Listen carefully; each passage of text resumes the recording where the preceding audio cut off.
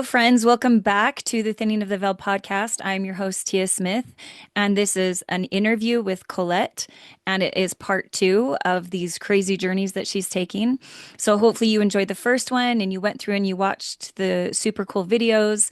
The process will be the same on this one. If you want to watch at the end, the link is in the description of every video. So you can go watch these things because it's one thing to tell them, it's a whole nother thing to see them. So, with that, we're just gonna turn the time back over to Colette, and she's going to continue telling about her experiences. Hello, Colette. Hello. So good to be back and chatting about this. I want to start out with this quote from Elder Bednar. If you want to understand inspiration, revelation, the Spirit speaking to you, go listen to every talk that he's done about that. Especially, he's got a great little clip. It's about 3 minutes about revelation. But I love that he says this, and think about this as I share some of these experiences because my experiences apply to you. In many of the uncertainties and challenges we encounter in our lives, God requires us to do our best, to act and not be acted upon, and to trust him. We may not see angels, hear heavenly voices, or receive overwhelming spiritual impressions. We frequently may press forward, hoping and praying, but without absolute assurance that we are acting in accordance with God's will. But as we honor our covenants and keep the commandments, and as we strive ever more consistently to do good and become better, we can walk with the confidence that God will guide our steps, and we can speak with assurance that God will inspire our utterances. This is in part the meaning of the scriptures that declares, "Then shall thy confidence wax strong in the presence of God." That's the theme for what I am going to be sharing with you. Um, that pressing forward, acting one step at a time, going into your day and saying, okay, God, what do you need me to do? Um, Help me to be where I need to be. So we talked a little bit about our experiences. We'd gone to Tahiti in January of 2023. A month later, my husband comes home from the temple and he says, I know this may sound weird, but I felt my grandma Emma when I was in initiatory. And I said, I don't think that's weird. And that was the catalyst for his grandma Emma had done probably for 40 years, did genealogy work until she died. And she traveled to England and we inherited all of her research. And we've been a little bit of slothful stewards with that because we've been a little overwhelmed. And I mean, there's just so much to do, but we have all these folders and what do you do? But it kept being, it was on his mind. It was kind of on my mind. It kind of started thinking about England a little bit and not traveling to England, just it was just on my mind. And one day he's sitting on the couch across from me and he looks a little trepidatious. And I was worried like maybe somebody died. And he said, um, I feel like we need to go to England. And remember, I was so done with traveling. And I said, "Uh, well, okay, when do you think we should go?" And again, that was just like so out of what I should have naturally responded. So again, as we look at patterns of revelation and inspiration, often might get something and then it stays with us. And so he's just started looking at things and we decided that we would go that summer and we were trying to figure out, we randomly came up again. God lets us use our agency. It's like the brother of Jared. Okay, well, maybe let's try these stones. Hmm. And God works with us. And so we decided on 5 weeks and he found some flights and we're going to go. And as he's looking at his tree and kind of trying to prepare, and I'm looking at it, trying to figure out, okay, what are we going to do? I noticed that he had this Welsh line. And I said, Jared, do you realize you have this Welsh line? And he said, well, yeah, but I mean, his heart was with his Yorkshire people. And I said, well, I think, this is a good portion of your tree. I think we should at least allocate like maybe a week of the time to Wales. So we finally agreed that that's what we would do. We would do Wales, and we knew nothing of his Welsh ancestry. In that time, as he prepared, he discovered on FamilySearch there's a community tree, and it's got genealogies. Well, one of them is a Welsh Welsh tree, and it's taken from 6 books from a man who I believe he was at Oxford, Peter Clement, and he had put back into like the 400s of the genealogy of some of these Welsh families, the people, the landed people that had land. Well, it turns out Jared's family's in these records. Mm. And all of a sudden, he's able to tap into his sixth great grandfather, and he's just going back and back and back. And they've been documented because in Wales, it was required to have a genealogy of 9 generations, I believe it was, maybe 7, in order to have land. So you had to prove your lineage. So there, it was very easy. And a lot of them, is the further back you go, there's just like Margaret, the daughter of Thomas, and it kind of the patronymics. So he got going on that, and that was kind of our prep. So we go to England and Wales, and we're in Wales, and kind of like, well, let's go visit where they lived. And it was this estate called Pempont. Pretty much all of his ancestors are poor. They were coal miners, farmers. This grandpa, Henry Williams, was a reverend, and then there were many reverends in this line. We discovered as we started doing this, and they owned a lot of land. So we thought, let's go see the property. So um, we drive in, and we're pulling into this driveway, and there's this. I think I've got a video. The video I think is in here, but and maybe not that part. But we drive into the driveway, and I see this little sign over on the side. And it says to the church, and you look over on their property was a little church with a cemetery.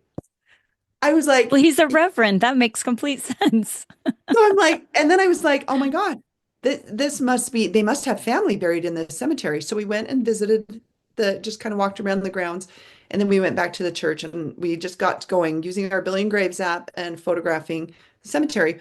We're partway through. I'm cleaning off moss, and my husband's hungry for lunch. So I said, go get lunch and I'll keep working. So as I'm working, all of a sudden I'm like, I've got to go to the bathroom. And I'm looking around, the church is closed, or at least I thought it was. And there's a little house there. And I'm like, I got to find somewhere private. So I look, and there's a forest behind the church. So I thought I'll go out there. So I get up, and I'm walking over there, and I notice all of these beautiful ferns. And I thought, I need to photograph or video this for my mom. I'm just going to send her what it looks like, how beautiful it is. So I'm videoing these ferns, and I'm scanning, and all of a sudden I stop. And I'm like, oh my gosh, I think something back there. It looks like a big monument. And I felt like it was like Indiana Jones, like because it was all covered with stuff. And so I went over there, and they had this urn at the top that looked like it was going to topple over, little fence that was just, rusting away. And some of it you could see. And so I worked on trying to figure it out. And it said Williams. So I'm like, okay, I'm sure these are his family. But at that point, I had really no connection to these people. I just knew they were family. So when my husband came back, we went back over, and some of it we had to pull these vines off us because you could not read. And as we looked at it, all 4 sides had family names on it. And it was back in these woods that I would not have found if I had not needed to go to the bathroom. And that's why I say I'm amazed at how God uses this natural life, the things, that we like to do or we need to do, and he gets us in the right place where we need to be. And looked, we wrote down everything that was all on all the sides. Or I guess we videoed it. We didn't write it down till later. Um, but we found a set of twins born in the early 1740s that had not been sealed to their parents. You know how I feel about twins. And then there Every were It's just so cool. it was amazing. She had 2 sets of twins, and one lived to adulthood and one set, and the others ended up dying. And then there were 2 sisters that had not had they were not on FamilySearch. They never married. They'd kind of just become these forgotten women. And so we were able to take those names to the Preston Temple in those next few days and get those babies sealed, and to get those women on their way to having their work done. It was incredible. I stood in awe at the end of that experience, like, God, how did you let me be a part of this? I think That that story resonates with me so much. I think out of all your stories, that one's my favorite, just because I have family in Wales and I have twins and I've lost twins and sometimes, these babies are in between census records. I mean, really, it's the lost children that really get me every single time, but they're not lost to God. He is the shepherd and he will find them. Even if they're on a stone monument in a forest, I don't know how many years later, hundreds of years later, right? It's yeah, just, it's just truly remarkable. it's awe-inspiring. And I think one of the most beautiful things is to be able to be proxy for that mother Yeah. when those babies are sealed. Because if you've ever had a loss, any kind of loss of a child or a family member, but especially a child, to know that they are now eternally sealed. They're healed. And the thing that's incredible to me is that in Wales, pre-1841, it's very difficult to pull families together. So these headstones were so important to say, this is who they are. And so then you kind of what you said is a perfect segue to what happened a little bit later in our trip. I mean, we had so many, I'm just like touching the iceberg of the things that we experienced, but we were in Manchester. And my husband really wanted to find his fourth great grandparents, the Jacksons, headstone. And so we went to the cemetery, no luck. That night he said, I really feel like we need to go back. So I'm like, okay. I mean, I'm like, in my mind, I'm thinking this cemetery is so huge. It's like looking for a needle in a haystack. He said, I think if we go to the office and ask them if they can help us. And so we did. And she gave us a number on a little sticky note and said, here it is. They're in the cemetery. Good luck.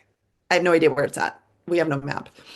So we went and I was able to, again, I felt prompted to just kind of video our experience. And we found the area where we were pretty sure that it was because there was a headstone with the next number, but it was just grass. And I was like, bummer, you know, it must have fallen down. And then I start thinking, and again, I know this was the spirit saying, pay attention. And I looked around and there were flat headstones.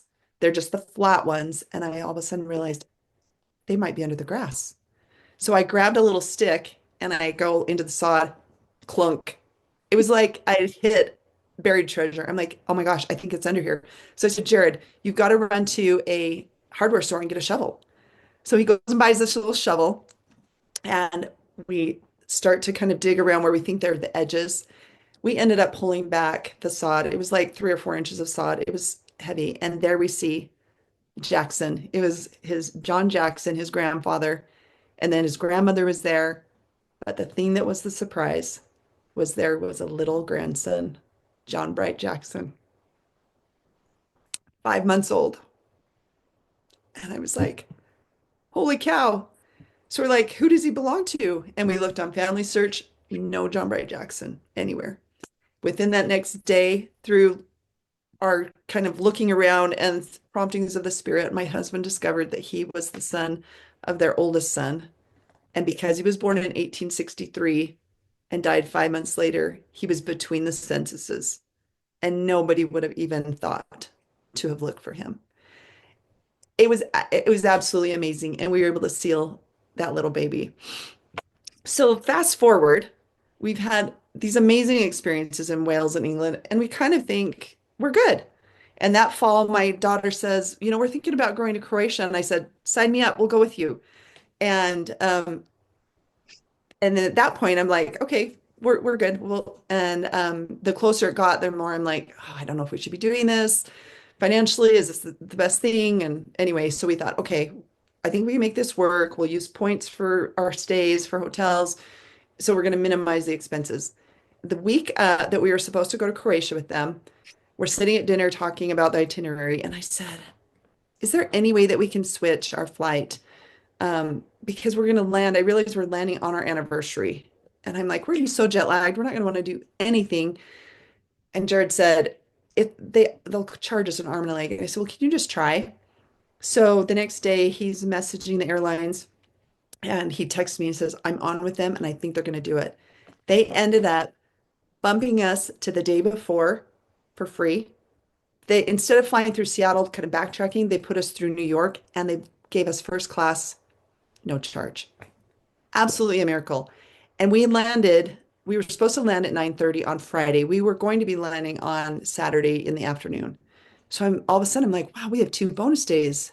But like, I don't really want to spend it in London. I mean, because we were just staying there near the temple until Monday. Then we were flying to meet our kids in Croatia. And the first thing that came to my mind, again, listen to those thoughts. You should go to Wales. And I was like, but then we're gonna have to get an Airbnb and we're gonna have to get a car. And we don't have that budgeted. But it kept kind of persisting with me. So that night I told my husband what I had thought. He said, actually, I had that same thought. So if you're married, Right? you and your spouse have similar thoughts, pay attention to them and Yep. don't be afraid to act on it.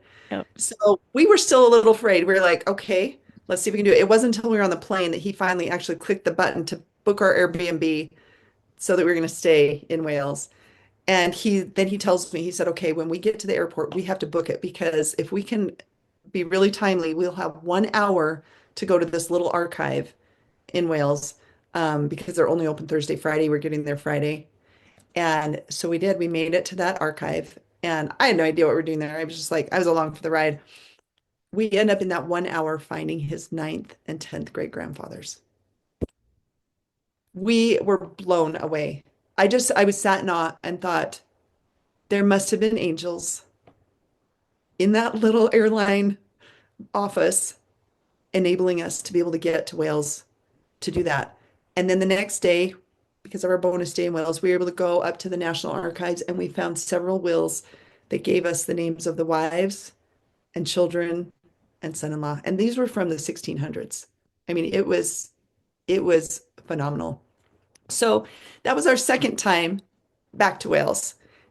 We have one more time that I'm going to tell you about. And I feel like our experience was a Nephi experience. We had to keep going back until we got the records, all the records that God needed us to get. Um, in fact, one of my favorite, this is like one of my, I've shared, I know I said I have lots of favorite scriptures, but I love this scripture. He says, let us, this is in First Nephi 4, chapter 1, or verse 1. Let us go up again unto Jerusalem, and let us be faithful in keeping the commandments of the Lord. And at that point, it wasn't for us, it wasn't really a commandment at that point to go. It was just like, I mean, I had a thought. I didn't think it was a commandment, but maybe we should think of that more. Is those promptings are commandments or guides, or please do this because then this is going to be of benefit to you or to others. So we went to Croatia just on this high of what we'd found. And we went to Croatia because my son-in-law's great grandfather emigrated from Croatia to New Zealand, and that's where his father was born. And somewhere in the line, somebody joined the church there. Again, I had zero time to prepare for this trip. I just said, I think we should go to the archives and visit the cemeteries. And I didn't know. And that's my other favorite. This was my mantra from our last trip. And I think it should be for all of us.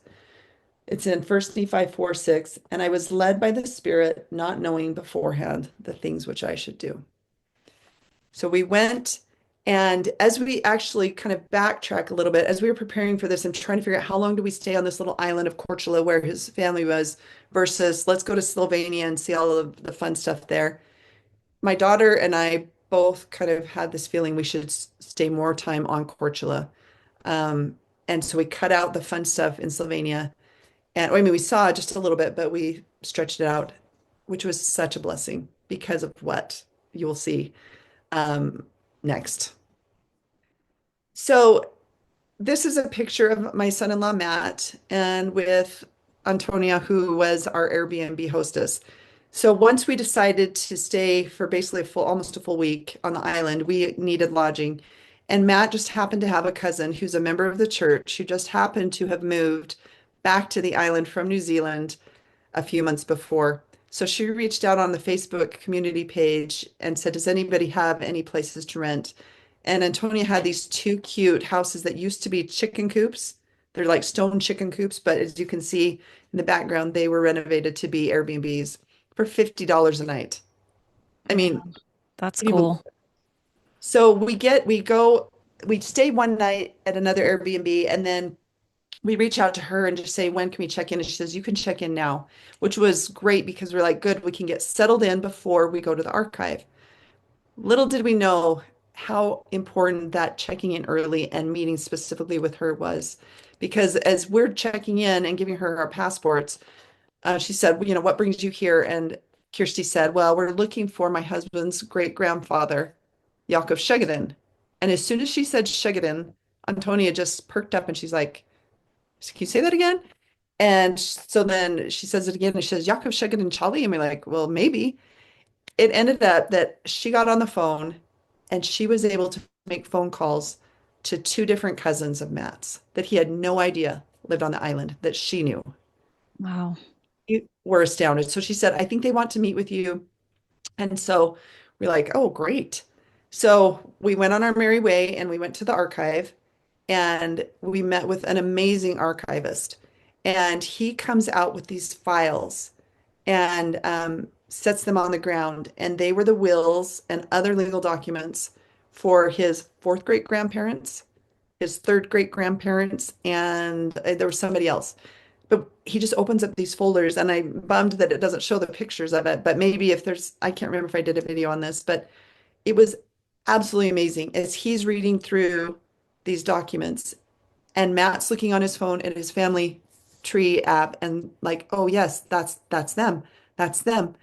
And it was the most incredible experience to have this connection finally back to this homeland. So we had great help there at the archive and we're able to get pictures of these documents. This is how they store the documents. Um, they're just all in these little folders. Some of them actually are were on the floor that were just mice eaten and water damaged, and that they're still trying to work through. But he just went and found this little pile and brought it to us. Um, and then he said, um, "Go to Dubrovnik." And so we'll show you the Dubrovnik in a minute. But after we'd been in Dubrovnik, we or while we were driving to Dubrovnik, we got a phone call from Yaroslav. So Yaroslav is on the far left, and he is a very close cousin to my husband, or to my, not my husband, to my son-in-law, Matt, who's just sitting there standing to the right of him. And Yaroslav said, I would love to meet you, and I would love to show you the family property. And so we went to meet him, and he took us right to the house that we had walked by the night before. And we're like, oh, this is a really cool house. And this was the house of Matt's ancestors. And so Yaroslav said, let me take you and we'll drive you up the mountain. And I want to show you the property. And so he drove us up this mountain and said his grandfather was um, he owned all these vineyards, olive vineyards. And he took us up to the little house and he went to go unlock the door and he says, come in, come in. So he took us in, and on the wall were three pictures. The one you see right there in front of you on this table is his fourth great grandparents. And I don't know if you can see my daughter's eyes, the tears. How did we had no idea that this cousin, these pictures were all just waiting there for us to see. And he was so wonderful. He made us lemonade from his tree. Um, and we saw that's the picture of his third great grandparents that we were able to see. I mean, Matt, you can see the smile on his face. I mean, this was absolutely incredible. And there was another picture on there that we had just added. So not this one. I don't think I got it on here, but we had just added the people that were on the third picture, which was Yaroslav or Jerry. It was his grandfather and his two aunts. We had just added them into FamilySearch. They were not in there. It just blew our minds that we came all the way to Croatia to see if we could find anything about Yakov Shegedin, and there he is with his wife. Um, and another thing that was just amazing, there's so much I just want to share. His wife, Mara, the day before when our helper, I can't remember his name, Tonko was reading the will to us, it said that she was found dead on the mountain. She had left home at the beginning of December, and several weeks later, they found her on the mountain. And when we talked to Yaroslav, he told us this story. What had happened is she had gone, a big storm was coming in, and she wanted to go gather the goats. She was really worried about them, and she got lost on the mountain, and she ended up passing away up there. And Mm. it just, all of a sudden, we had the day before, we had a document and we got a little bit more information. And the next day, this whole family has unfolded to us. And now we know a little bit of the story. We had this connection to Yaroslav, and our hearts were full. We're like, we're so happy. We're done. And then the next day, we go to Dubrovnik, um, and we get to the archive, and it said it was supposed to be up until 3. We get there and he says, sorry, we're closing in 45 minutes. I don't know why this happens to us when we're traveling on our trips, but it does. So he brings out these documents. You look at this book. This is like from the 1600s. And here we are. Okay, go for it. So we're like, okay, I guess we're going to start taking photos. We ended up leaving there with every single document that we needed, every single one for that parish from the beginning of time. And you can see Matt here. He is just like He's doing the ecstatic. happy dance. I know Yes, that. It's yes. like a thinning of the veil happy dance. It was incredible. So we're like, we've got pictures, we've got these wills, we've got these stories, we've got these documents. They were parish records that we were able to get all of them. And then on the last day, well, and then actually, I think it was on the drive home from there, we get a phone call from Slobodan.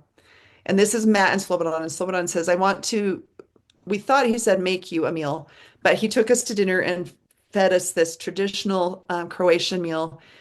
And this is a picture of Matt and Slobodan looking at pictures and sharing them with each other of their ancestors. So Matt's great grandfather was his grandfather's brother. And you can see that he's sharing pictures. And as we're looking, we're like, oh my gosh, there's so much family resemblance. We could not believe the pictures that we had never seen that he was showing us. And then you'll see at the very end, so on the next day, that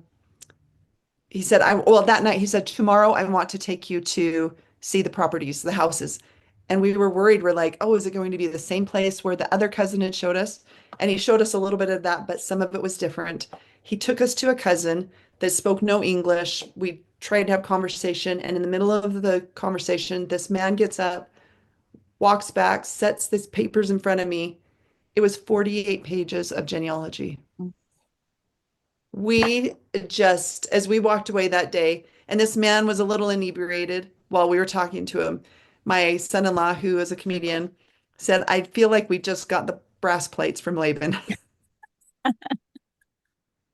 But we came away from that trip just so overcome. We found every possible thing for Matt now to be able to do his family history, for his family to be able to look into these records and be able to do the work for these people. It was absolutely mind-blowing. So we came home from that trip, got back to life. Um, Fast forward to fall. In fall, in the chaos of just regular life, and I am told about your podcast. And so I'm listening to the podcast for a couple of weeks, and I have a very busy work week, and I have one little teeny moment that I can go to the temple. And that night before, I said, Heavenly Father, I am so tired, but I'm willing. I'll go to the temple in the morning to do this endowment because I printed off 2 cards on Sunday. Very overambitious thinking, sure, I can go. And I woke up at 5:40, just wide awake. And I thought, okay, I'm going. So I had a hard time trying to decide which card to take. They were both from the 2 women that we had found from our first England trip. And when I got into the temple parking lot, I felt like I should go for Frances. And so I took Frances's card into the temple. And as soon as I walked in there, I knew she was there. I just had this warmest feeling. And all through the endowment, it was not, I just want you to know, like my endowment sessions are not like always amazing spiritual experiences. Like a lot of times my mind is all over thinking about problems and then trying to refocus and then saying, Heavenly Father, help me with this problem or give me this idea or just, keep my mind focused. And it was in that endowment session that I heard the words, go back to Wales go back to the archive. And it wasn't words that I could hear in my ears, it was in my mind, but it was the most strong commandment that I have ever heard in my life. And at that moment, if you know the song, The Spirit of God Like a Fire is Burning, that is what I felt right here. And up now my eyes, and I could not stop crying. And I knew that's what we had to do. And it was not in the most ideal time to go at all. And that was my first thought. But because of all these foundational experiences that I've had that have built my faith, I was like, I'm not even going to look at those waves. I'm going to look at Jesus and I'm going to know that he commanded me to do this. I can do it. So I And went home. I think we talked to each other either shortly before or shortly after you had that, because we were talking about doing a podcast, and then you told me you were going back to Wales. I'm like, we are not doing that until you go back, because you had told me the previous stories, and I was thinking, I was having faith in you and your Yeah. experiences Oh, you said, because oh, I know you're going to have those yeah, great experiences. And I'm going, okay, I know I am. I know I am. You know, just kind of like, I think I can. I think I can. But like, it's yeah, that going forward, not knowing beforehand. yeah. And Um, I was getting real-time updates from you yeah, where like, oh my gosh, this is happening and then this is happening. I'm like, oh, this, I was like riding this roller coaster with you, and it was just so cool. So tell us about that. yeah. So it was. I told my husband, I said, this is what I experienced in the temple. He said, so when do you want to go? And I said, well, and this is the other thing, how we had these credits, airline credits that were going to expire because of my husband's travel and he had canceled a trip, so we had to use them. And we were going to just go to Tennessee to visit our daughter. And I said, why don't we use those credits to do this? And then do we have enough, hotel points that could pay for most of our lodging? And he said, well, how long do you want to go? And I was like, I don't know. And kind of the same thing like Norway. I don't know. So I said, well, I want to go long enough that we get what we need to get because we'd already been back to Wales twice. Obviously, we didn't get what we needed. So I just randomly threw out, well, what about 3 weeks? Can we do 3 weeks? Do we have enough points to be able to pay for most of it? And so we were able to book that. And then we invited our daughter along. We said, if you want to pay for the flight and come with us for a break, and I'll be your study buddy because she's in law school. And so for her, that was an act of faith to Yeah. come. And she was an integral part of us helping because she was another body as we were in that archive to find people. And so we went and we flew. We had this great idea. Let's go into Amsterdam. We'll see a few Christmas markets and then we'll fly from there to Bristol and it'll be the same price as if we just flew to Bristol. Well, the biggest windstorm came up that canceled our flight. I mean, I felt there was opposition. And that's another thing is just remember when you have opposition doing this work, know that it's par for the course, Yeah. but keep going It's because expected. we expected it. But as we read in Jacob 5, it's us with the Lord and he will make his. So we had another cyclone. We had a cyclone, Dara, that was the first in 17 years. And it caused us to not be able to go to church. They canceled the archive for a day. So we lost 2 days of archive time, but God was able to help us. So the morning that we were flying into Bristol is the morning that the ancestor's plea was released. And I'm in the airport and I put that song on. And that was my theme song. I listened to it over and over and over again on that flight and through the rest of the time because we, just as Nephi, were going back into Wales and we had no idea what we were going to find or what we were supposed to look for. I had been praying daily. What do we do? What do we do? What are we looking for? And the 2 times that I had inspiration, 2 of the 3 times was when I was half asleep. And we find that when we're in our that almost waking moments is often we will get revelation. And the first one was ask for a cemetery map. So I'm like, okay, I'll ask for a cemetery map. The other one was the that night when I was asleep, I had a name of a place come into my head. It started with a B, and I remember what you said about writing it down, and I was like, I don't have anything near me. I will remember this for sure. I wake up, I do not remember it. I just know it starts with a B, and it was a place. And then the other thing that had happened the day before when we flew in and we weren't able to get to the archive because of the canceled flight, we took Ashlyn and showed her the little estate Pempont. And then there was another estate right next to it, which his 10th great grandfather had been on that. And then they'd separated into this other one. We'd focused on Pempont where we found the monument in the previous trip. And so we took her by Abercamlis. After we left, we went by the little church, looked at some headstones, and Abercamlis just kept coming into my mind all evening. And I thought, okay, well, that's the only thing that's come into my mind. So by the time we got to the archive, I had cemetery map, Abercamlis, and that little place name that I couldn't remember that started with a B. That was all I had. And so we went into the little archive and we said, we've been here before and we found his ninth and 10th great grandfathers. Do you happen to have a cemetery map? That's all I knew to say. So she said, let me go check. She comes back with the binder, pulls out a cemetery map showing where everybody in that cemetery was buried. And then she said, oh, and you might be interested in this. And she pulls out pages and pages of transcriptions that somebody had did several hundred years ago of the really old headstones, the ones that I had taken pictures of the first time we were there. But when I got home, some of them were, the lighting was so poor that we could Mm. not see it. So I dished them off to my daughter. Um, I don't know what Jared was doing at that point. And I was just so excited to see these. So I start taking pictures.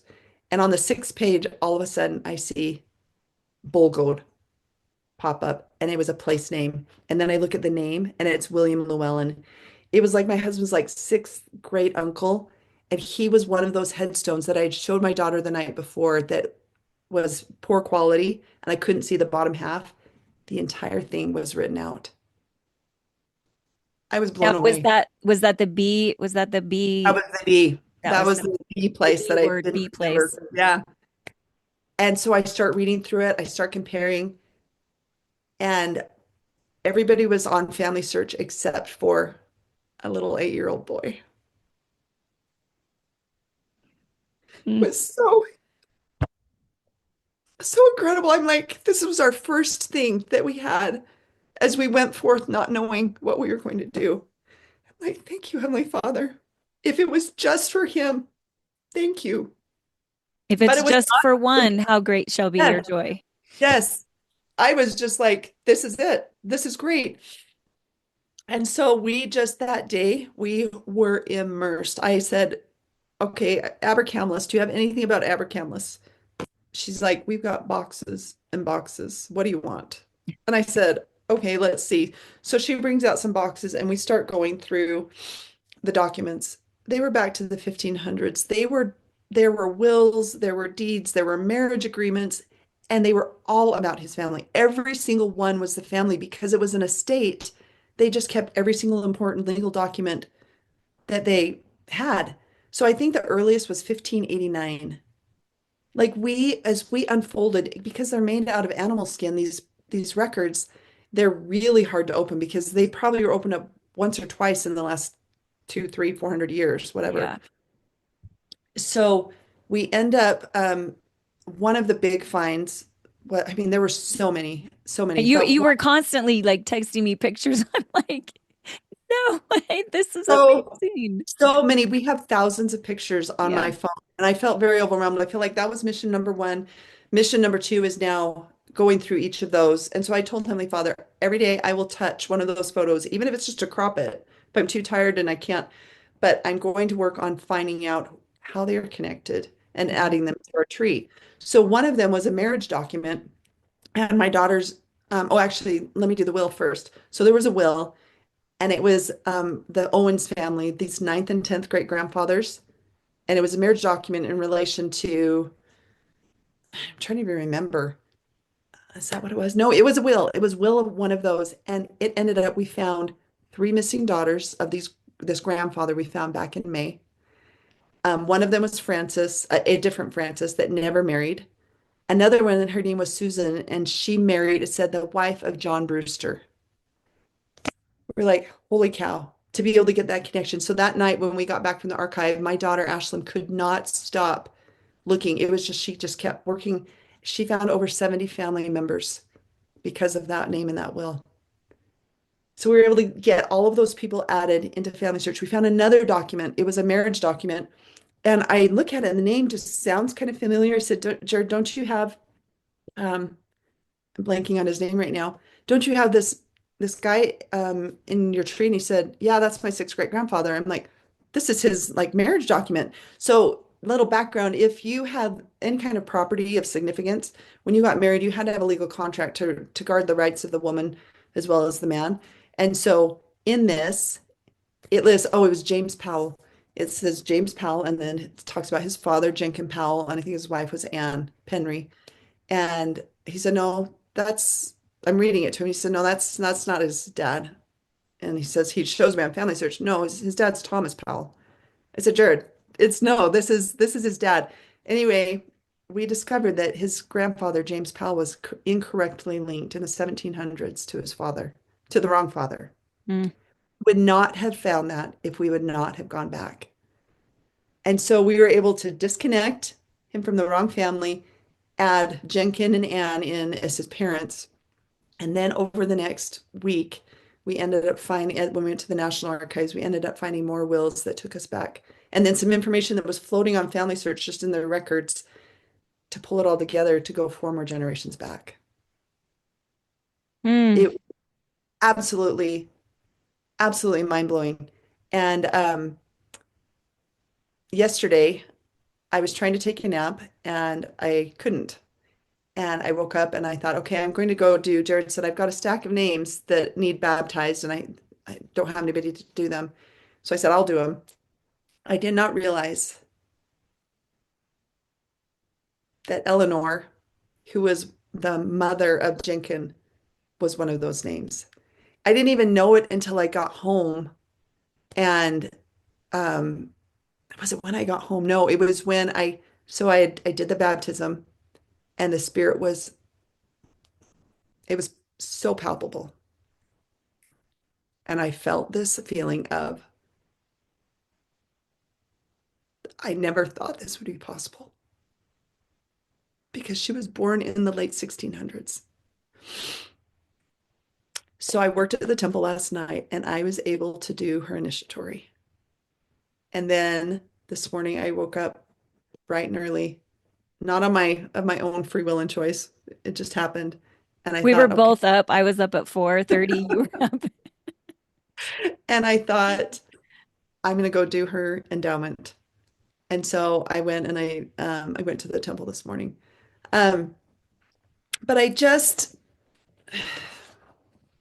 want to make sure. Oh, I didn't share this other part. I need to share this other part. So I just am amazed as I look back and I've read this, I can't even tell you, probably almost every day since we've gone on this trip. I read these scriptures. We have read this over and over and over again as members of the church. But I'm hoping that all who listen will look at it in a new way, that it is so applicable. The Book of Mormon was written for our day. In 1 Nephi 3:7, I will go and do the things which the Lord hath commanded. For I know that the Lord giveth no commandments unto the children of men, save he shall prepare a way for them that they may accomplish the thing which he commanded them. Now, all of my previous trips up until this last Wales experience were just kind of, okay, let's do this kind of a thing. Like it was kind of our ideas. This was my first time where it was a commandment to go. And I've told people, I've said, I think I needed that in the temple. We don't always have to have a commandment or even revelation in the temple to act on it. But I think that the Lord knew that I needed to have no doubt where it came from so that I would go and do because of the magnitude of what we found. Every day since we've been back, my husband has been adding and adding and adding people from this trip. There was so much. And then First Nephi 4:1. Let us go up. Let us be faithful in keeping the commandments of God. He is mightier than all the earth. Remind yourselves of that every time you get discouraged, whatever it is. He is mightier, always. And then out of verse 3, let us go up. The Lord is able. I read that over and over and over again during our time in Wales because every day, we went to the little archive and then then we had a little break because the archive was only open on Thursday and Friday. So I just prayed every day, help us to know what we're to do. So we went up to Manchester and our daughter was going to fly home to go take her law finals. And our plan was to go to a baptism for this great guy named Luke. He's a young single adult that learned about the church through BYU and BYU football. He wanted to follow a college football team. And Go then he got, Cougs. yeah, and he got curious about the church. And this last fall, he started taking the discussions. And so we had a baptismal date, and it coincided with when we were going to be there. So we planned to go to his baptism, and then he got COVID. Mm.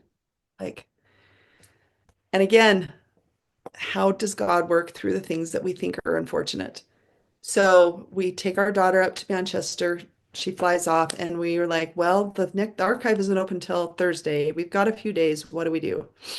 And so we said, well, let's stay maybe just one day. We'll stay one day in Manchester because we thought maybe Scotland. I don't know. We were just trying to figure out. We didn't know. And so we booked one day at the hotel, and then we ended up booking another and another. And what had happened is on that first day that we were there, we ended up going to the library, and my husband said, I just really want to find the headstone of my other great grandparents that are buried in that Manchester cemetery. So remember our other discovery of John Bright Jackson. So we the lady helps us find out where the plot is. And then while we're standing there, I said, so does it list John Bright with the Jacksons? Because she looked that up as well. And she said, no, he's not listed here. I'm like, oh, that's interesting because he's listed on the headstone. So she types his name in, and he was 4 grave markers over. And I thought that's really interesting. So I said, who are the people in there? And she listed off these names and I didn't recognize them.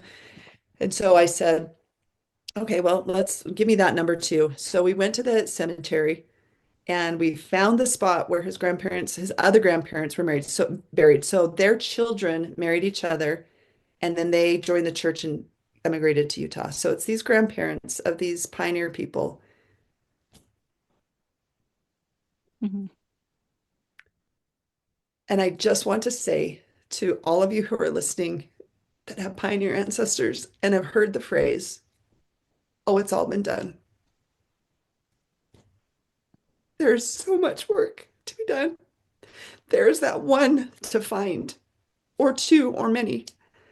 Um, so we found that headstone spot, and it was under grass. And I said to Jared, I just laughed, and I recorded this. I was like, I can't believe this. Can you go buy another shovel? So I You went and need a bought, shovel. and I was not prepared to be digging in this cold, wet, muddy, and my husband had been in a car accident this summer, and so he couldn't do any of the digging. And so I'm digging, and we pull back. The headstone is pristine because it's been covered for so long, and it's his grandparents. And it was Mm. beautiful. We found it. There was nothing new, but it was beautiful. But I keep feeling this pull. Go to that spot where John Bright actually was buried. So we uncover that headstone, and I'm looking at these names, and at the top is George Pemberton, and then his wife Elizabeth, and then there's baby, baby, little child. There were 5 children, and then there were 6 grandchildren. All died young. And I knew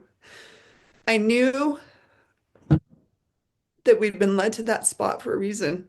And I'm like, I don't think they're related, but we're going to get them into FamilySearch. Then it'll help somebody else. And that was my thought. And then I was thinking, I thought, Why in the world was John Bright? He's not listed on this headstone, he's listed on the other stone.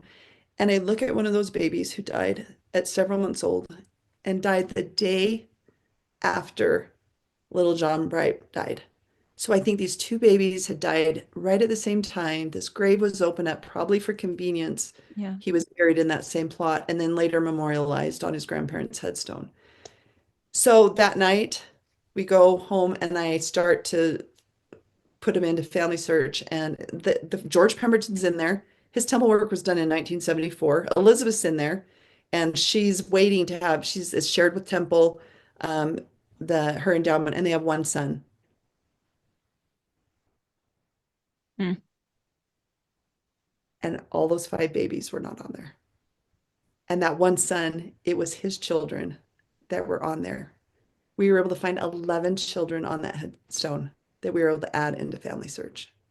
So then I decide, well, what the heck, I'm going to see if I'm related. And I click on and they were my cousin. Let's go. Can you believe that? I totally can. I was just, I was dumbfounded, Yeah. absolutely dumbfounded. So we have all of these babies, and Elizabeth now has her endowment done.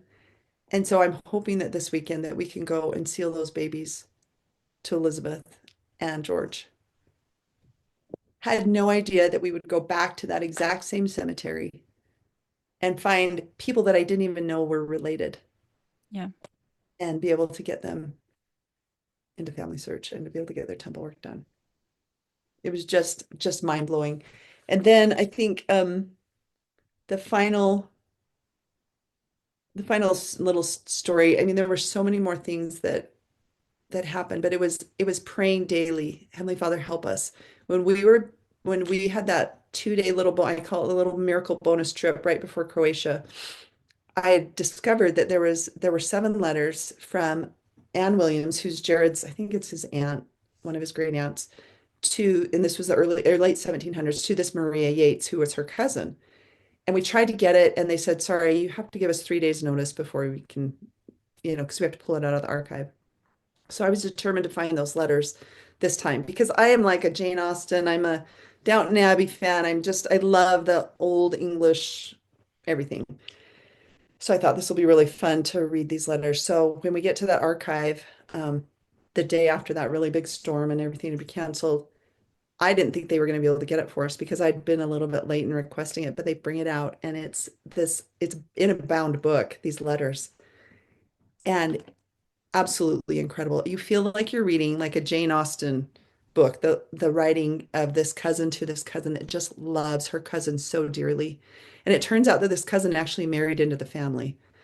So somehow I've got to figure out exactly how they're cousins. I don't have that whole Maria Yates Osborne. I think her mother was an Osborne and it connects in, but I know they're cousins. And as I started reading, I haven't even had time to even go through I've only been able to go through a couple of the pages of letters. But in there, she talks about her, my Aunt Williams died this past Thursday. The funeral is this coming Thursday at 10 a.m. She will be buried in the church where her father, her grandparents, great grandparents were buried. I was blown away. She talks about this Aunt Morgan, and she just says the last name. So I'm like trying to figure out, okay, who are these people?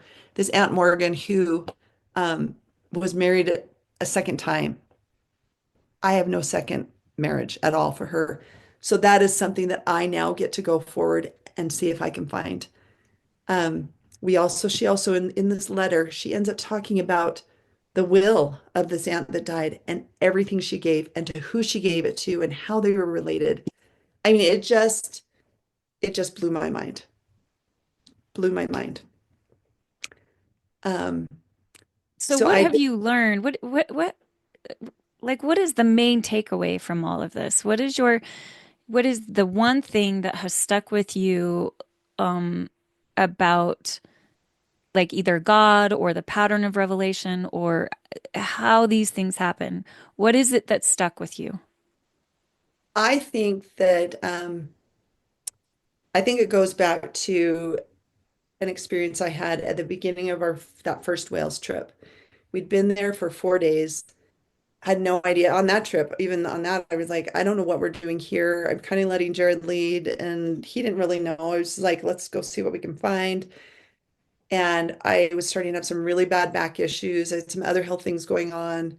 And I woke up one morning, it's raining. We're in Stratford upon Avon, and he's showering, and I am in bed. I just bawling my eyes out. And I'm like, I just want to go home.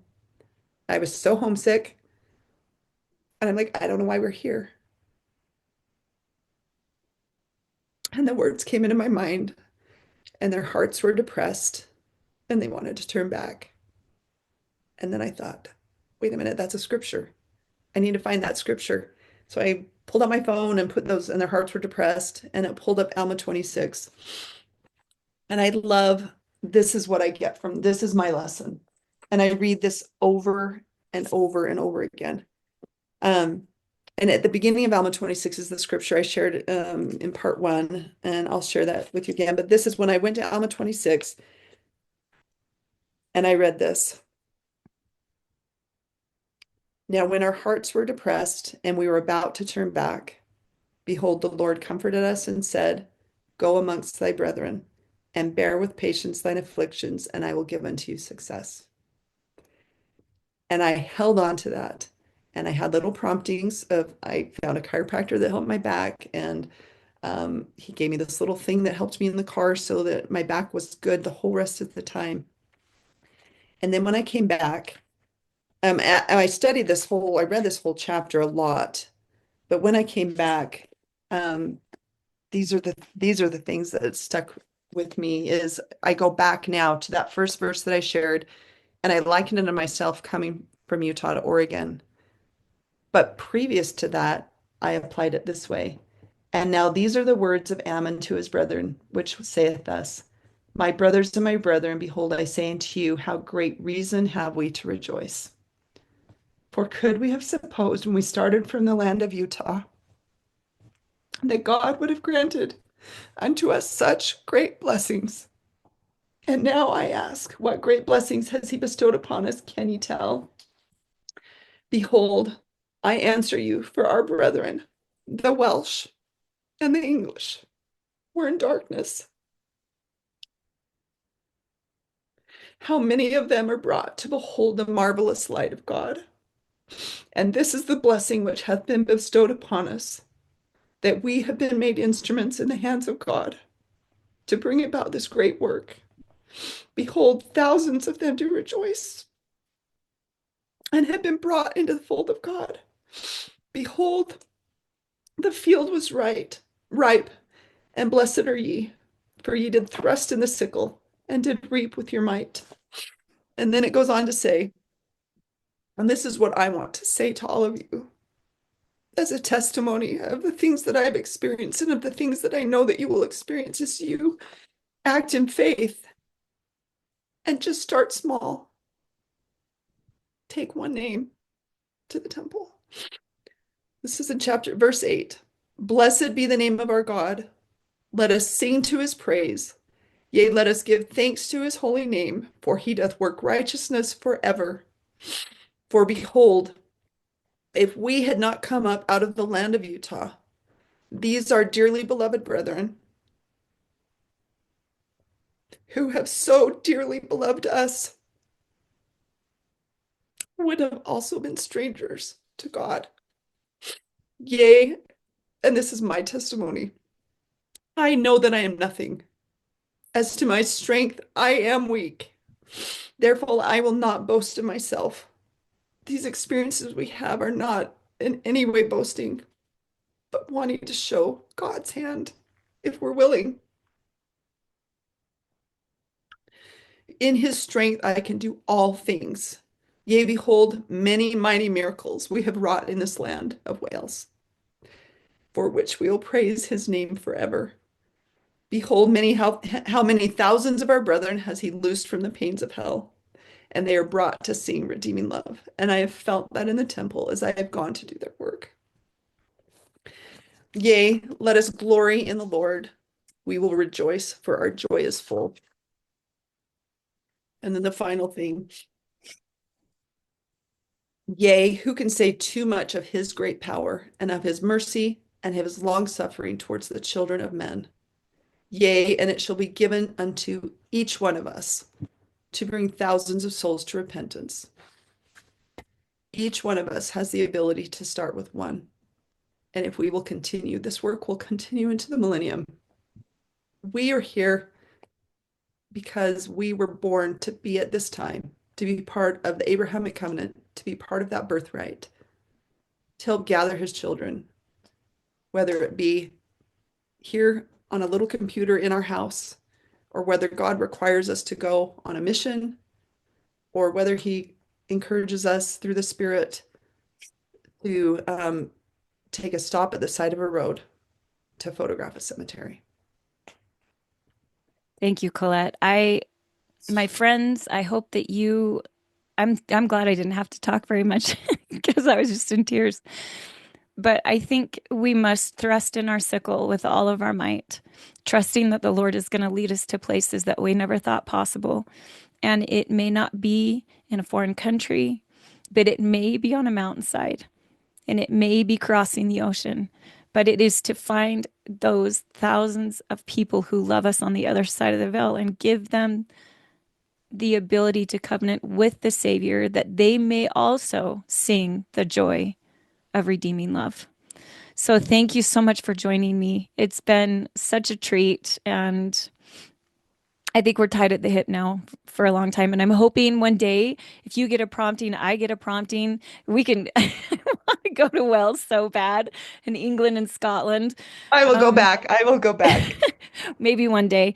But thank you so much for joining us. And remember, my friends, that there are videos after this one that you can watch that show some of the experiences that she's had. Thank you for joining us for a second one. I hope that you have found something that has touched your soul, and I believe that the Spirit probably is urging you quietly to do something. Every one of us must be about our Father's business.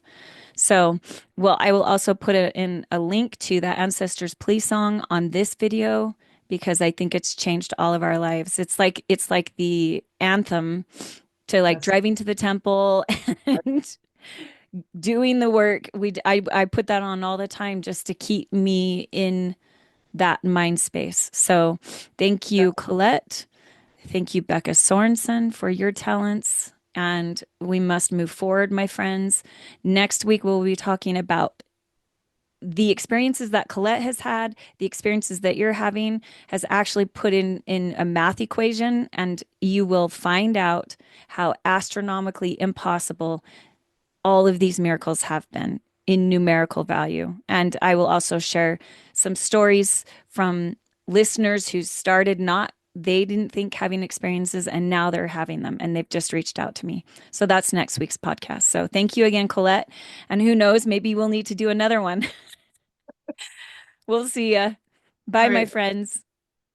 So I sent my husband to go get some lunch while I work on this headstone. There's just nothing so serene as sitting in this little cemetery here in Wales. And look at those beautiful ferns. And trying to make this discovery. This is just so surreal. All these ferns in the forest, and it looks like there's a little path actually right there. Hey, I just noticed something. Looks like there's a headstone back there. I'm gonna go take a look. Just as I saw that headstone over there in the forest, it started to pour rain. So I brought all of my tools and I'm staying out of the rain because I don't have a jacket because Jared left with all of my stuff to get some lunch. All right, here's this little path. Wow, this is like really cool. Holy moly, look at that thing. I'm excited to see who it is. It'd be really cool if it was his great-great-great-great-grandfather. And it's very holy. Look at how much that sunk down there. All right, let's see. This is incredible. I feel like Indiana Jones. All right. This is Eliza Williams, it looks like. Let me see.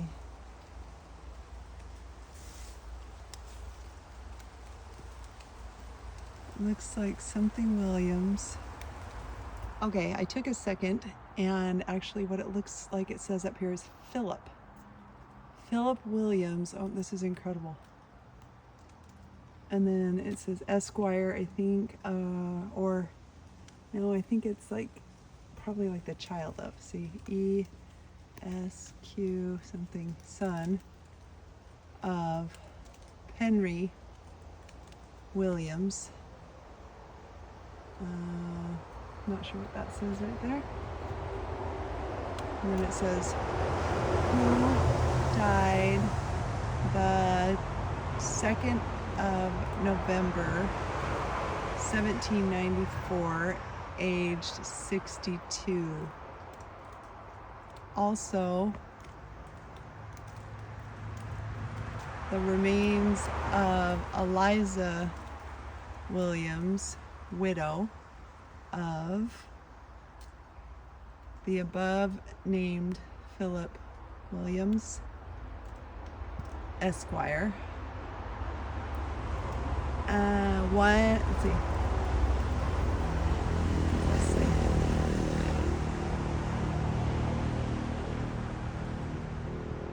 Not sure what that says right there, but on the south side of this vault in the same grave with her sister. This is cool. Sister Diana. Look what I'm getting. Diana Williams. So she was a Williams married to a Williams. Let's see. Lie the remains of Charlotte Williams, daughter of Henry Williams, June. Is that June? Oh, Junior Esquire. Let's see, who died on the 18th day of June, 1827. These are all pre-Wales censuses, aged 74 years. Oh my gosh. Something on the south side of this vault near the grave of her sisters lie the remains of Martha, looks like Edwards, widow of Francis Edwards, Esquire, Esquire MD, and daughter of Henry Williams, Esquire, Jr., who died on the 17th January 1828, aged 77 years old. Holy cow. I am seriously blown away that I found this little thing in the forest because it started to rain. I came out here to get out of the rain. And you can see this big monument. So they've got, if you look over here, you can see how it sunk down. So this is where some of them were buried. And then I think on the other side, oh my gosh, I just noticed there's another inscription on the other side. And then my guess is somebody's buried on this other side, but it has not sunk down. And it looks like, oh my gosh, there's another There's another transcription. This is incredible. I'm going to look at FamilySearch for a minute and check out the tree. Okay, so I looked on FamilySearch and I wasn't pulling it up really quickly, so maybe they're not in there, but I'm going to look at this other side and see what we can see. Wow, so as I was standing here trying to read, I just looked at how this wrought iron is so decaying. Like it's ready to fall over at any point. So let's see if zooming in I can read this better. So it says, it looks like the remains of Anne, late wife to Henry Williams. So we see a lot of Henry in here.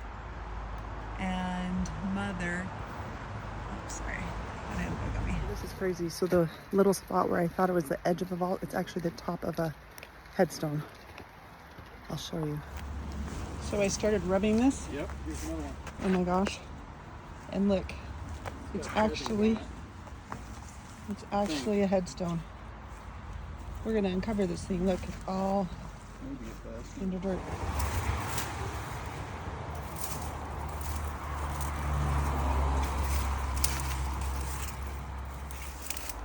Twins!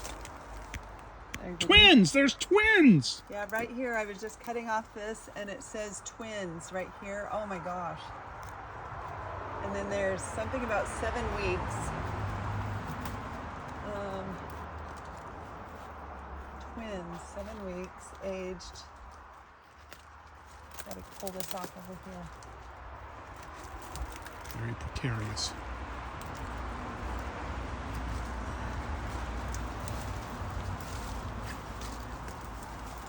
It's a good thing I got this knife yesterday at the little country store.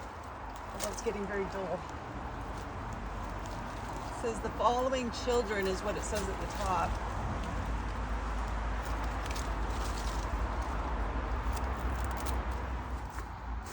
Okay, I think up here it says here lies, and then it says the body. So bodies of the following other children of the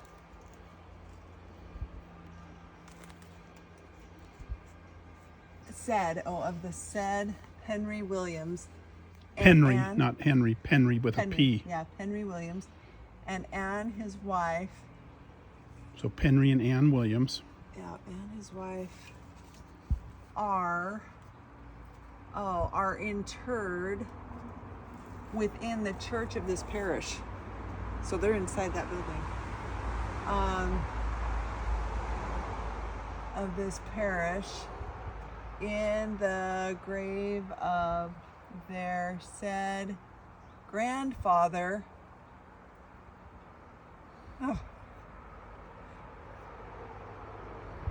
Henry Williams, Esquire. Samuel Williams, who died August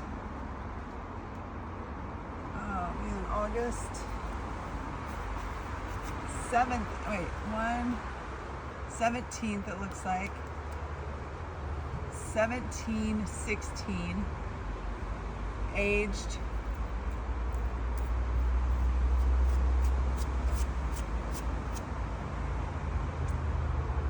4 months, 3 days. Mary Catherine Williams,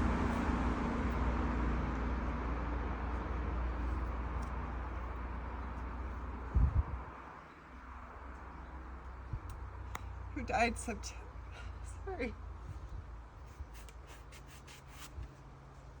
September 9th, 17, it looks like 1746, I think. I need some water on this. And the 3rd year of his something. I don't know where the rest of it is. The third year of his, and then there's nothing there. And who's that? That's Charles Williams. Charles Williams. And I think he's the twin Of William Williams. of William Williams. Yeah, because it says twins right here. Okay. And then scared me.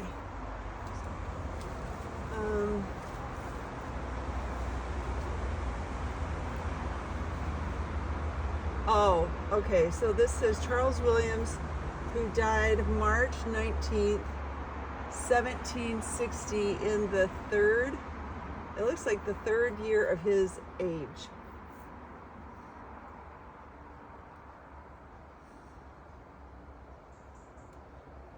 Okay. So then in the south recess of this vault lie the remains of Henry Williams, Esquire, son of Philip Williams, Esquire, by his wife Eliza, who died on the 16th of January, 1847, aged 64.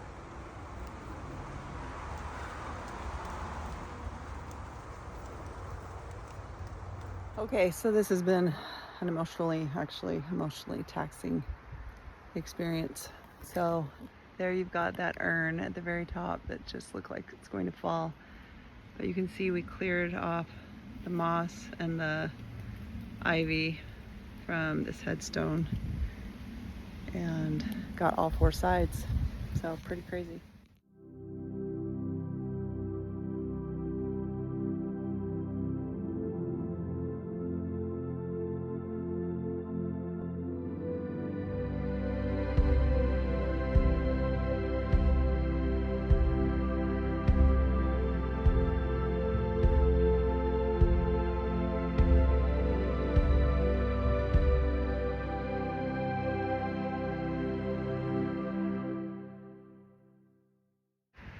Okay, we are back at this cemetery that we were working on yesterday, and we got a number of a plot. And so these old flat headstones, they have a little number in the corner. I'll show you. So see, there's that stamped number. It looks like 5562, and I think we're looking in the 4000s. So I think it's going to be somewhere down this hill. So we'll see what happens. We may have to go get a little flat-headed shovel to uncover some of these headstones. Wow, there's a lot of flat-headed stones through here. What's the number we're looking for? 45. 4585. And what do we need? 4365. So few rows down here. Wow, look at these are all flat. 4166. And we need what? 43? 4365. Yeah. Oh, here's 4311. 15. So it's probably somewhere in holy moly area.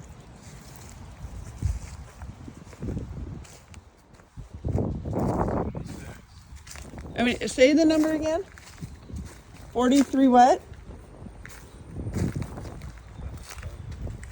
4476. So it kind of bounces around. We need 43. Yeah, 43, 29, 28. So it gets bigger. And you need 43 what? 65. Keep forgetting. Okay, let's see what this one is right here. Oh, that's a big monument. I mean, they might not be a flat one. They could be an upright one. 4413.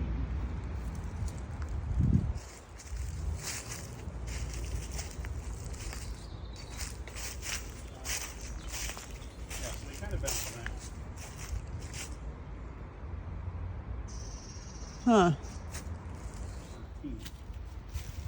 Right, but right here would be the 43. If this is 4266, then right in here, see that wall fell down right here. It potentially could be underneath that. But it looks like we need to get like a flat-headed shovel so we can kind of slide the dirt off. Yeah.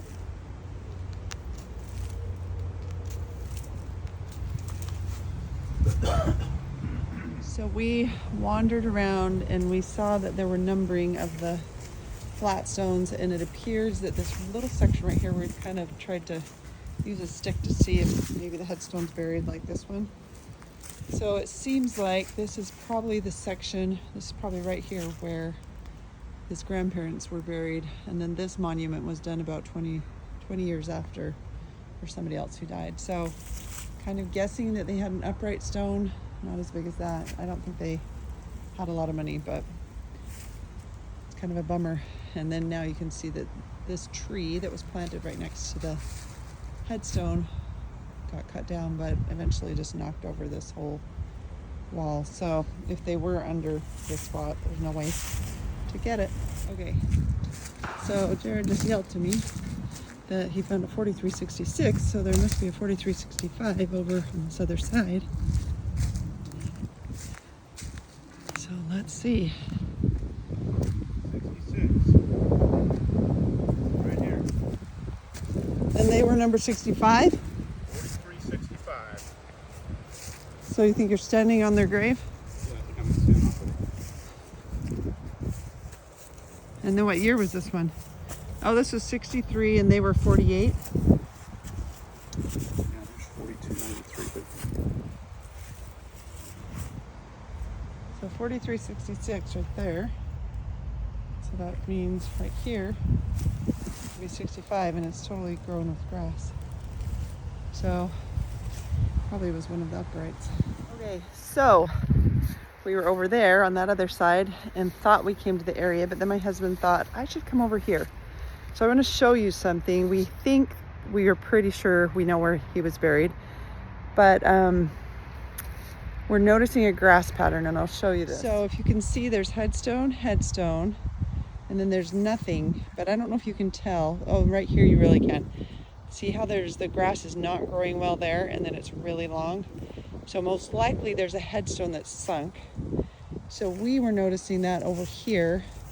So this is where I'm pretty sure that he is buried, because of their number 4365 and this is 4366. So that means they would be buried right here. And if you notice this, the grass right in this area is not growing as well. So I'm gonna try with my stick. He went to get my broom. We may get a little shovel so we can see, although it's kind of suspicious to be digging in a graveyard with a shovel. But you know, when you come all the way from the United States, you want to see if you can find your great-great-grandparents' gravestone. Yeah, we should be able to just pull that grass back. Oh my gosh, it's gonna be amazing. Look at that. You want me to show it? All right, so that's 4675, right? 65, which is what we're looking for. Jackson! Woohoo! We have found our family. How do you feel about that? go Cougs. It's awesome. Oh my gosh, this is amazing.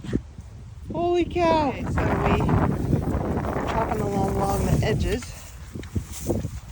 That one I did. That's gonna go further down because it's right in between the two headstones, I think. And then our idea is we're gonna roll this back. That's not what you want. Okay, so this, so far, look at that. Look at how it's in there like that. John Jackson, who died something first, 1864, age 63. 62. And then John Bright, ouch, something just poked me.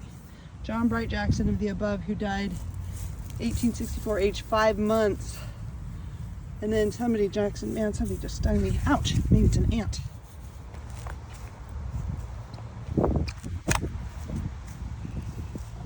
It's incredible. Hopefully, maybe, if it's all undone. John and Susanna Jackson, and it looks like there's a there baby you go. of 5 months, John Bright Jackson. John and Susanna are my 4th great grandparents.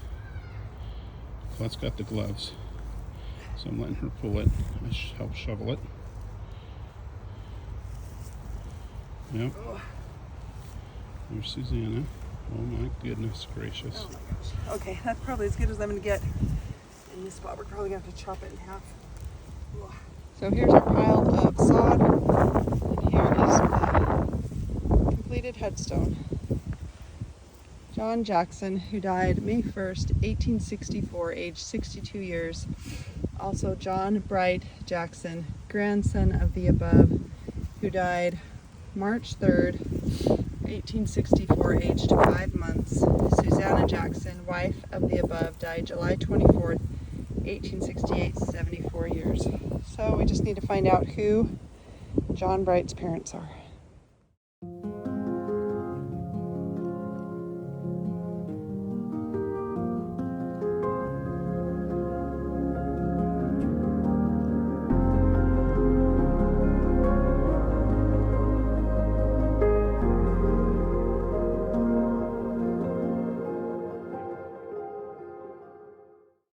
Jared found the other spot where John Bright Jackson actually was buried, and it appears from what the record said that there were 5 babies all buried in the spot, so I want to uncover it. So where is it, right there? 65, 66, 67, 68. So probably right here? Yeah. All right, here we go. All right, we're videoing again. Another grave digging. Tell us about this one, Colette. So this one is where John Bright Jackson is actually buried. He's listed on the So he's grave listed on the tombstone there. over.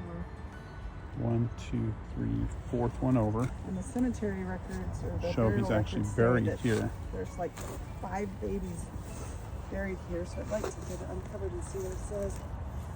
It's thick, but let's see. Oh, that came up pretty good. Is the right headstone? We don't know yet. Still building. I see a 4. Oh, it is 4. 43, 69. And we need 68. Yep. Oh, So we're gonna now. well now we Go know to where the edge 68. is. It should be right somewhere here, right? I guess I can line it. All right, so we're now coming over to 4368. We just uncovered 69, which we did not want. We wanted 68. John Bright Jackson, who we found his name listed over here last year with his grandparents, and then we were able to figure out his parents. 2 burial places down, 3 burial places down, he is buried. We found out yesterday, even though his name was on with his grandparents. And there's some other infants, we believe, buried in the same plot. So we're digging it, plot is digging it up to find out whose name is on this tombstone, if any. That should be the number right there. And then we'll chop it one more. Chop it right there.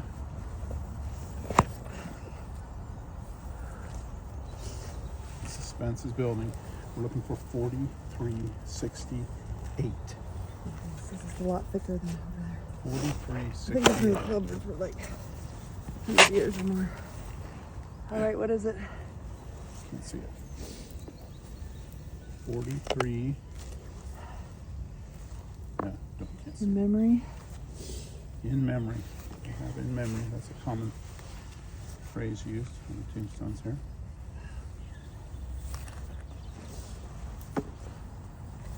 For the number, we found it says son of. So someone's son. Say, You haven't got it. I haven't got it yet. No, you kind of dig the old one that we started over Oh. here. Look how much dirt this Normally is. there's the number up in the top right. So that's what we're expecting to find here. Oh, 4368. That's the number we were looking for. Right there. Can you take a pic? There she is.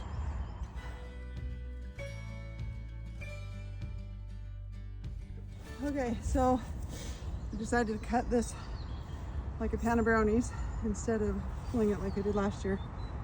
Make it easier. This is where John Bright Jackson, that we found on the tombstone with his grandparents last year, is actually interred according to the burial records of the place. And there are several children. 16-month-old Peter Pemberton, that we were told were buried in this plot as well. George Henry Tatum, their son? Oh, George and Elizabeth Tatum. If he's buried in this, it makes me think that he's got to be related, because it says Peter Pemberton, son of George and Elizabeth Tatum, who died March 2nd, 1863, age 6 months. Also George Henry Tatum, their son, who died September 20th, 1865, age, holy squawk. Look at this. Also, Frederick Tatum, who died July 2nd, 1860, age 7 months. Also, George Tatum, father of the above, who died October 30th, 1875, age 30 years old. His sufferings were great but short. No hand his life could save. No of human aid could him release, nor save him from the grave. Also, 2 grandchildren. William, who died May 19th, 1893, aged 2 years, 10 months. Maggie, who died June 6th of 1893, age 5 months. Wilson John, born October 11th, 1897, died October 8th, 1898. Oh my heck, Doris, born August 2nd,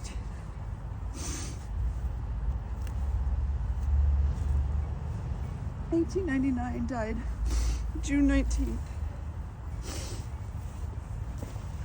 1900.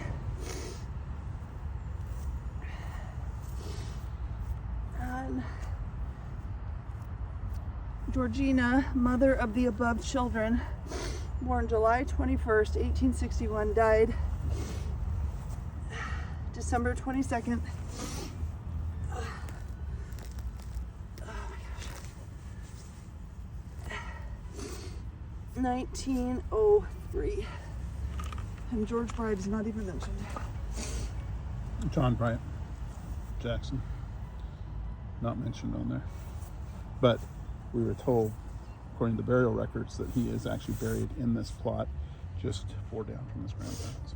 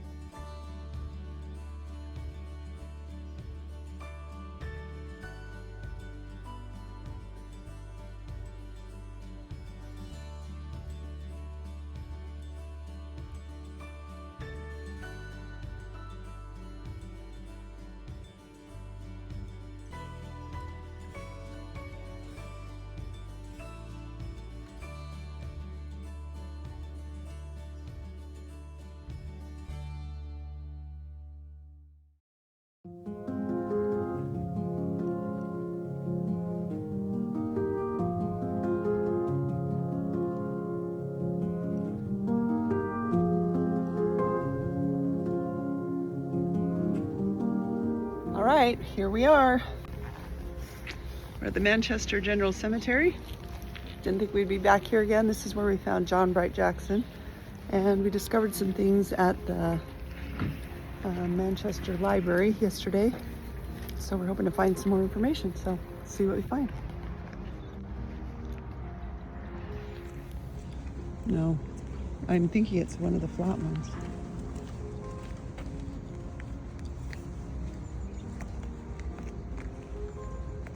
Wow.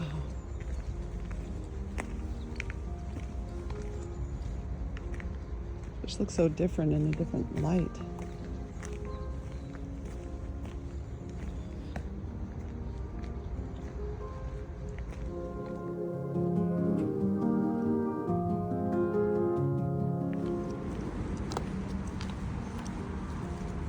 I don't think we were this far up. No, I'm just coming up here to step up.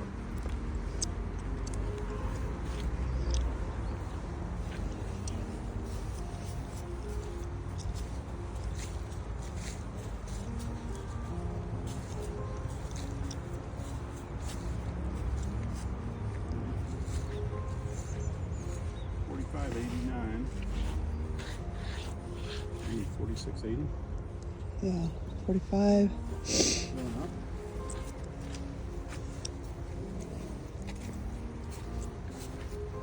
$48.11. We need 46.80. Oh. This one looks like it might be exposed. 47. You think this is the 46 row right here? This is 45 and that's 48. Okay. And it is. See what this does. Have a number here.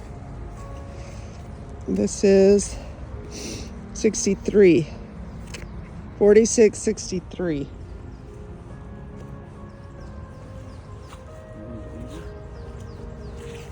Going up. 4663.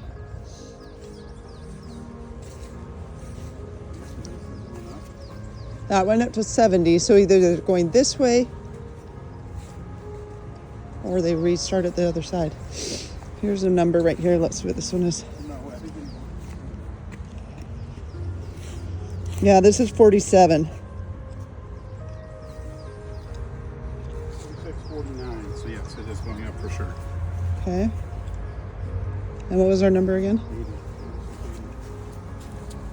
Well, 70 was at the end. Oh, so do you think it's on the other side, maybe?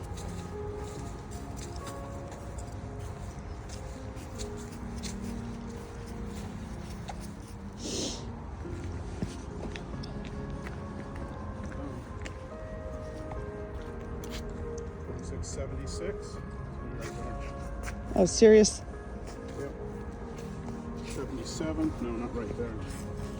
So these are 77, sequential. 78. 78. Oh, there's one that's partially unclosed. 79, 80. It's right here. It's going to be 81. Yep. Yep, that's 81. So they're right there under that moss and grass.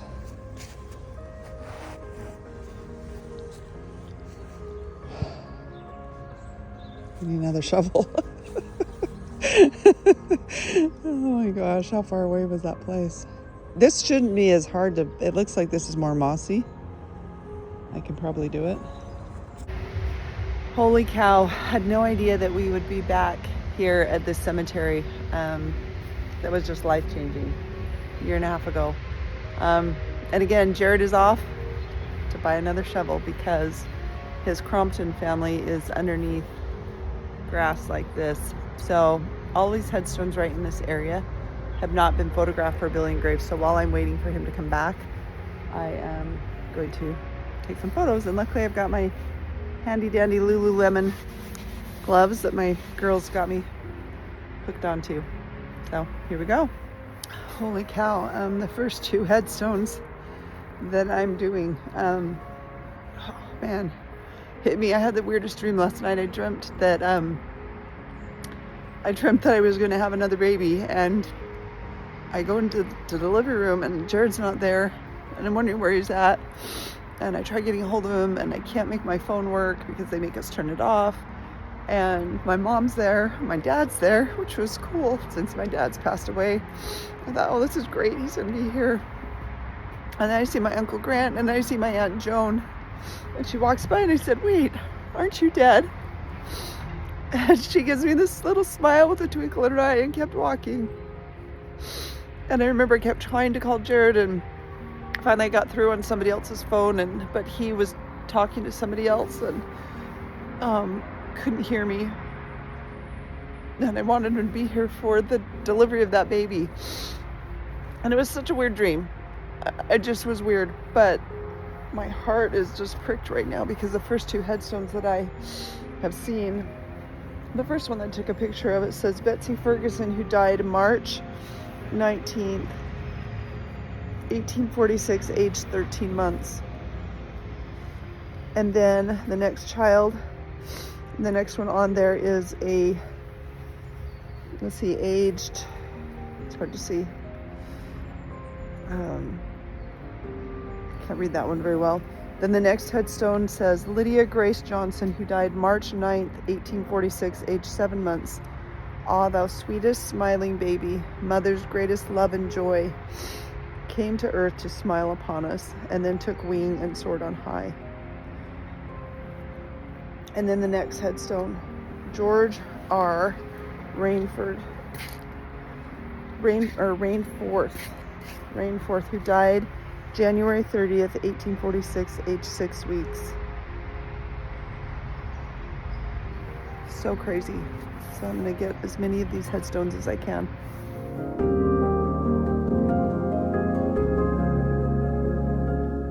So here comes Jared with another shovel and my peppermint tea to keep me warm.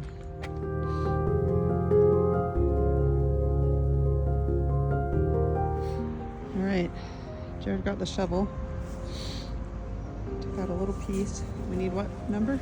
4680. 4680. This and is 4680. oh my gosh, we're doing this again. Can't believe this. So crazy. This is absolutely crazy.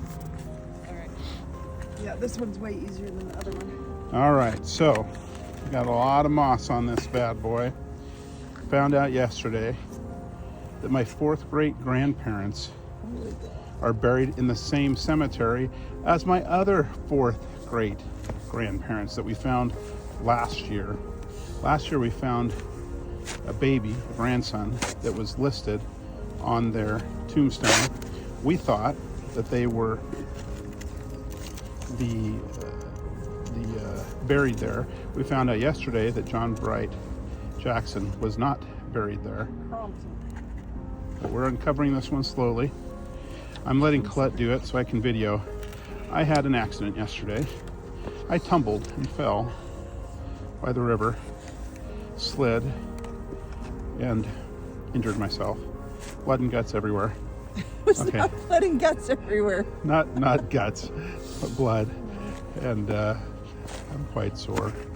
Anyway, I'm not going to complain. I'm grateful to be here. And 4680 is this number. They number their tombstones here in this massive cemetery. This doesn't do it justice because it just keeps going. I don't know how many thousands of people are buried here. Lady told us yesterday, but still digging. But the lady told us yesterday that they no longer bury people in this cemetery. She was cautioning us as well, saying it's not a safe place. Almost like you should have security if you're coming down here. I chuckled because I'm like, this is where we came last year. But anyway, so we are here. I just went and bought another shovel. Still see the tag hanging from it. But we are finding the Cromptons right there. I just saw the Crompton name, my fourth great grandparents on my mother's side. So the Cromptons and the Jacksons' children married each other. And then those two children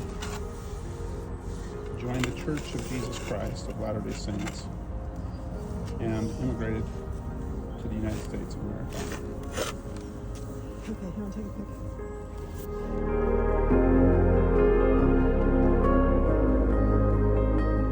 All right, so here we are. All right, pull this back. We are uncovering this mossy tombstone of my fourth great grandparents. Tombstone number 4680 in the Manchester General Cemetery. Look at that. We know based on who we saw yesterday in the burial records of who's buried here. There's several buried here. I'm trying to see who's on the tombstone. But there is my fourth great grandfather who passed away at the age of 78. And his wife, my fourth great grandmother, Alice, wife of William Crompton. She died in 1849 at 64 years of age. She was actually older than him, but he lived significantly longer. So, Colette is... I'm working on it. Working away.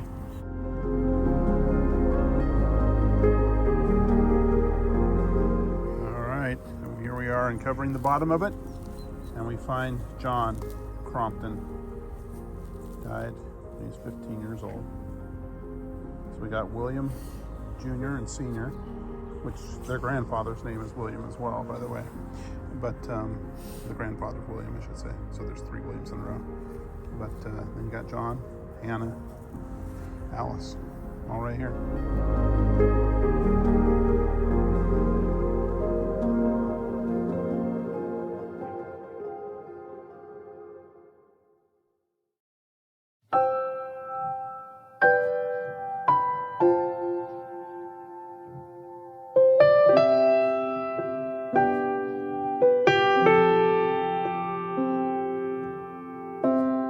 It may not be on a mountain high or over the stormy sea. It may not be at the battle's front. My Lord will have need of me.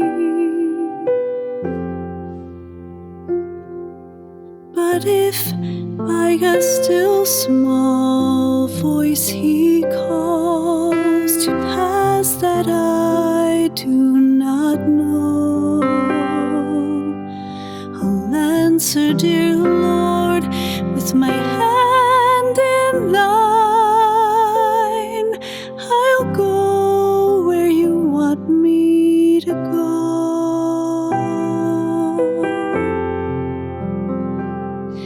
I will go where you want me to go, dear Lord, over mountain or plain or sea. I'll say what you want me to say, dear Lord. I will be what you want me to be.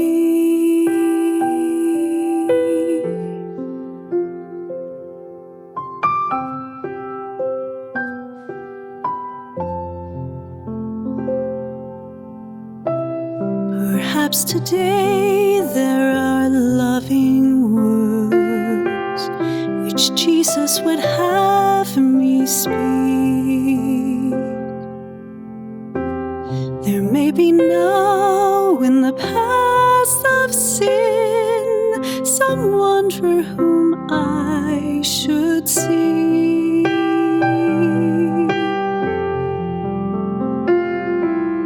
O Savior, if thou wilt be my guide, though dark and rugged the way, my voice shall echo the message sweet. I'll say what you want me to say.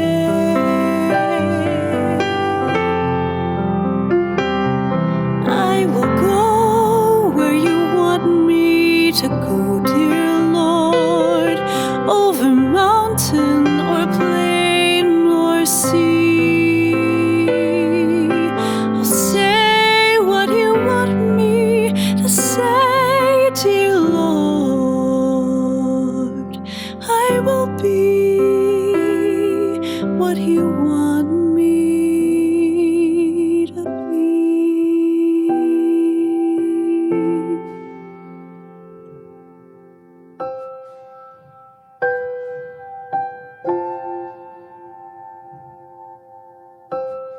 There's surely somewhere a lowly place in earth's harvest field so wide,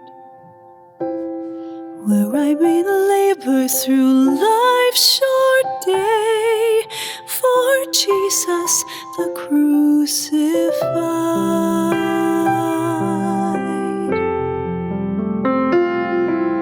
So trusting my all to thy tender care, and knowing thou lovest me, I'll do thy will with a heart sincere. I'll be what you want me to be.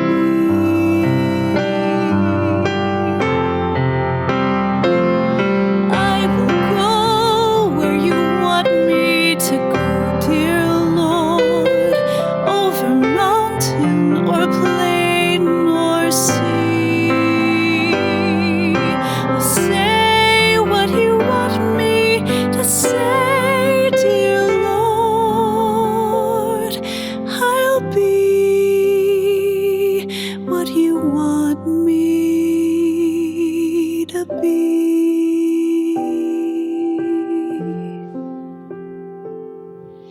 I will go, I will say, my Savior, I will be what you want me to